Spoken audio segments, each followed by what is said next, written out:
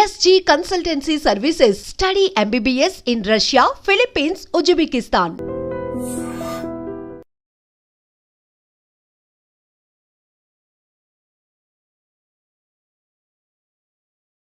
నేను బయటికి రాలేదండి. వాళ్ళు సస్పెన్షన్ చేశారు. కాకపోతే అలాంటి పరిస్థితిని క్రియేట్ చేసింది మీరే కదా. అంటే ఎట్లా అండి, నాకు అర్థం కాలేదు. పరిస్థితిని నేను క్రియేట్ చేయలేదండి. వాళ్ళు ఒక దురహంకారాన్ని ఆ విధంగా ప్రదర్శించారు. ఇక్కడ తీన్మార్ మల్లన్న విషయానికి వస్తే ఒకలా, మిగతా వాళ్ళ విషయానికి వస్తే మరోలా ఉండదు కదండి. కాంగ్రెస్ పార్టీకి ఒక కాన్స్టిట్యూషన్ ఉందండి. ఆ కాన్స్టిట్యూషన్ ప్రకారం విత్ ఇన్ ద కాన్స్టిట్యూషన్ లిమిట్స్లో నేను మాట్లాడడం జరిగింది. నేను నా ఆవేదన చెప్పడం జరిగింది. కాకపోతే అంత తీవ్రమైనటువంటి పదజాలం, అంత అగ్రెసివ్నెస్తో మాట్లాడడం అనేది అవన్నీ కూడా కాంగ్రెస్ బైలాలో ఉన్నాయంటారా? అంటే ఒక విషయం ఏంటంటే, కాంగ్రెస్ పార్టీ బైలాలో ప్రభుత్వ నిర్ణయాన్ని వ్యతిరేకించకూడదు అని ఎక్కడ లేదు. ఫస్ట్ ఆఫ్ ఆల్ మా నాయకుడు రాహుల్ గాంధీ గారు కాంగ్రెస్ పార్టీ తీసుకొచ్చినటువంటి ఆర్డినెన్స్ని 2011 సంవత్సరంలో మన్మోహన్ సింగ్ తీసుకొచ్చినటువంటి ఆర్డినెన్స్ను మీడియా వేదిక మీదుగా చింపి అవతల వారేసాడు. ప్రభుత్వ నిర్ణయాన్ని ఆయన. ఇక్కడ నేను చేసింది ప్రభుత్వ నిర్ణయాన్ని. అంటే ఇక్కడ ఒక క్యాస్ట్ సెన్సస్ చేసి క్యాస్ట్ సెన్సస్ని తప్పుల తడకగా నిర్లక్ష్యంగా చేసి దాన్ని అద్భుతమైన డాక్యుమెంట్గా చిత్రీకరించాలనుకున్నప్పుడు చదువుకున్నోడిగా, ఆ పేద వర్గాల నుంచి వచ్చినటువంటి బిడ్డగా జరిగిన తప్పొప్పులను తెర మీద చూపిస్తూ సరిదిద్దుకునే అవకాశం ఉందని చెప్పిన, కానీ ఇది అద్భుతమైన డాక్యుమెంట్ అని చెప్పి ప్రజల్ని మభ్యపెడుతున్నప్పుడు దాంట్లో వాస్తవాలు బయటపెట్టి చింపి అవతల బారేసినాం.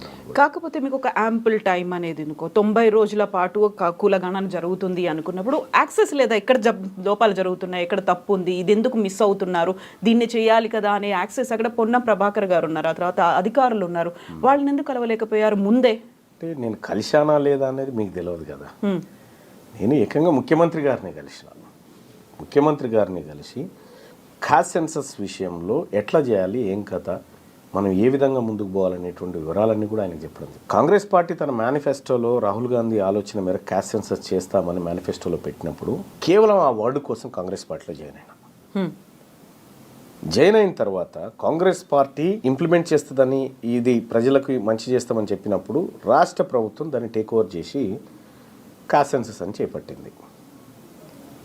రాష్ట్ర ప్రభుత్వం అనౌన్స్ చేసినప్పుడు తీన్మార్ మల్లన్న తన వేదికల మీద ప్రజలారా ఇందులో విస్తృతంగా పాల్గొనండి, కుల సంఘాలు అన్ని ఇందులో భాగస్వామ్యం కావాలి, కాంగ్రెస్ పార్టీ కార్యకర్తలారా ఎమ్యునరేటర్ వస్తే వాళ్ళని వాళ్ళ ఇళ్లలోకి తీసుకుపోయి వాళ్ళకి సహకారం అందించండి అనేటువంటి విస్తృత ప్రచారాన్ని కల్పించడంలో నా వంతు పాత్ర ఉంది.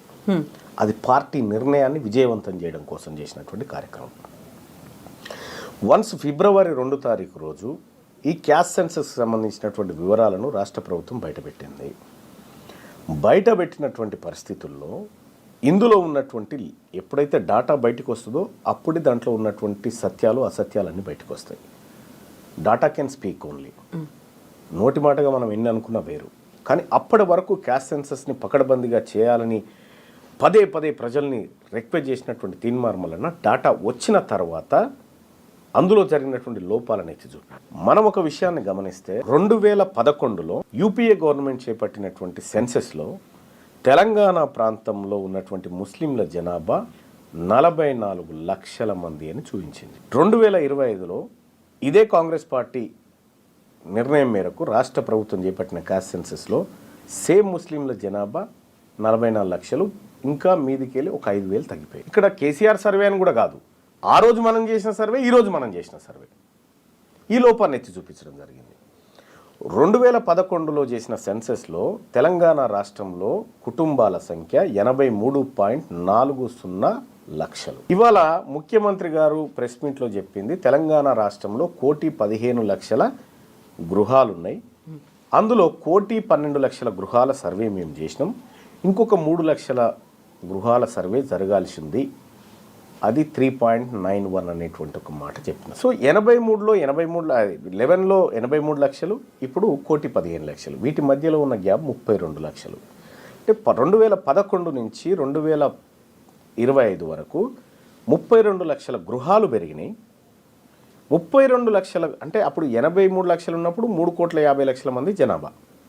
ఇప్పుడు అదనంగా 32 లక్షల గృహాలు యాడ్ అయిన తర్వాత ఒక్క గృహం నుంచి ఒక్కరినే తీసుకు ఈ 3,50,00,000కు ఈ 32 లక్షలు యాడ్ అయితే కనీసం 3,82,00,000 జనాభానన్నా ఉండాలి మన లెక్కల ప్రకారం. అది లేకపోగా కేవలం తెలంగాణ జనాభా 3,70,00,000 అని చెప్పి రాష్ట్ర ప్రభుత్వం చెప్తా ఉంది.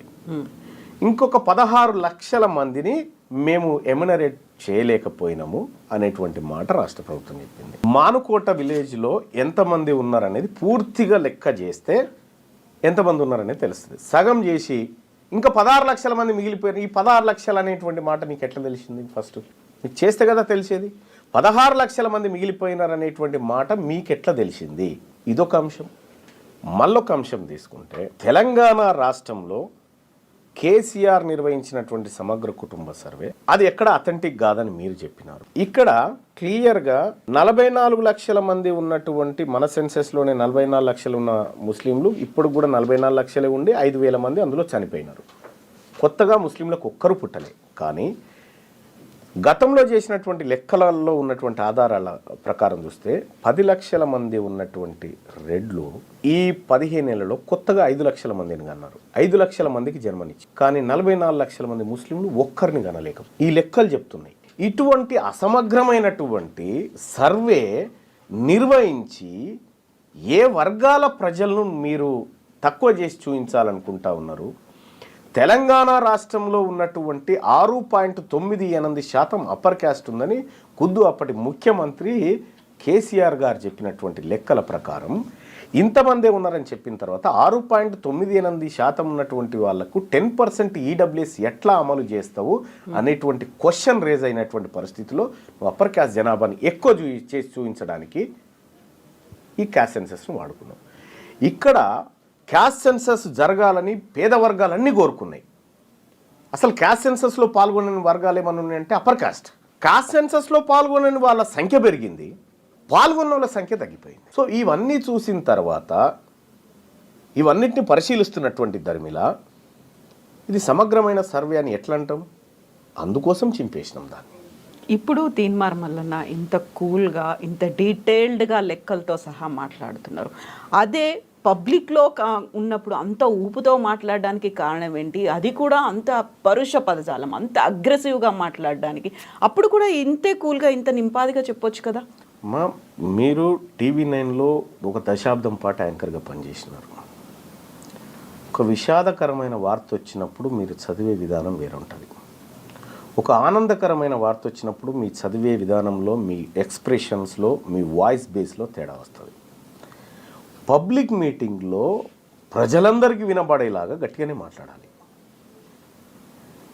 మీరున్నారు. ఇప్పుడు నేను గట్టిగా అరిచి చెప్పడం వల్ల మీకేమన్నా లాభమా? గట్టిగా మాట్లాడడం వేరు, ఆవేశంగా మాట్లాడడం వేరు. అందులో అంత పరుష పదజాలంతో మాట్లాడడం కూడా పరుష పదజాలం గురించి మాట్లాడదాం. కానీ ఇక్కడ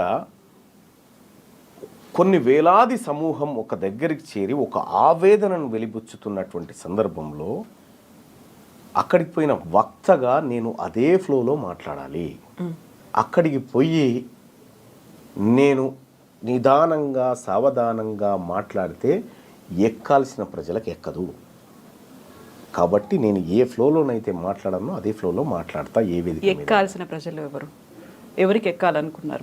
ఈ పేద వర్గాలు ఎవరికైతే అన్యాయం జరుగుతుందో వాళ్ళ మైండ్ సెట్లోకి ఈ అంశాన్ని తీసుకుపోవడానికి అనేకమైనటువంటి అంశాలను జోడించి తీసుకొని పోతాం. మనకు రిపోర్టర్లు వార్త పంపిస్తే దాన్ని మాడిఫై చేసుకుంటాం. దాని ఏది ప్రేక్షకుడికి అనుగుణంగా, ప్రేక్షకుడికి మైండ్లోకి చొరబడే అనుగుణంగా ఎట్లయితే ఎక్కించుకుంటామో సేమ్ వేదికల మీద కూడా నాయకత్వం అదే చేస్తుంది. కాకపోతే ఎక్కాల్సింది వాళ్ళకి అనుకున్నప్పుడు ఇంకొకరి మీద మీరు ఎక్కడం అనేది ఉంది కదా అక్కడ. సరే, ఇప్పుడు ఆ పరుషం అనేటువంటి పదం స్టార్ట్ చేయండి. ఎక్కడ, ఏమిటి, ఎలా, ఎందుకంత, ఏది, అది ఏ అంశం గురించి యూజువల్గా కమ్యూనిటీల గురించి మాట్లాడడం కావచ్చు, లేకుంటే ఎవరు ఏం తాగాలి, ఎవరు ఏం తింటున్నారు, వీటన్నిటి గురించి మాట్లాడడానికి కూడా మీరు చెప్పినటువంటి ఈ లెక్కలు చెప్పి దానికి సంబంధించినటువంటి పోరాటమే గతం నుంచి జరుగుతుంది, కొన్ని దశాబ్దాలుగా జరుగుతుంది. అందరినీ ఏకం చేసుకుని ముందుకు కలిసి వెళ్ళాలి అనుకున్నప్పుడు కేవలం మీరు అనుకున్నట్టుగా ఒక పోరాటం కొద్ది మందితో చెయ్యాలి అనుకుంటున్నారా, అందరినీ కలుపుకొని చెయ్యాలి అనుకుంటున్నారా? అక్కడే డిఫరెన్స్ అనేది కనిపిస్తుంది కదా. మీరు వాళ్ళని కొంతమందిని ఎలిమినేట్ చేసినట్టు అనిపించింది కదా.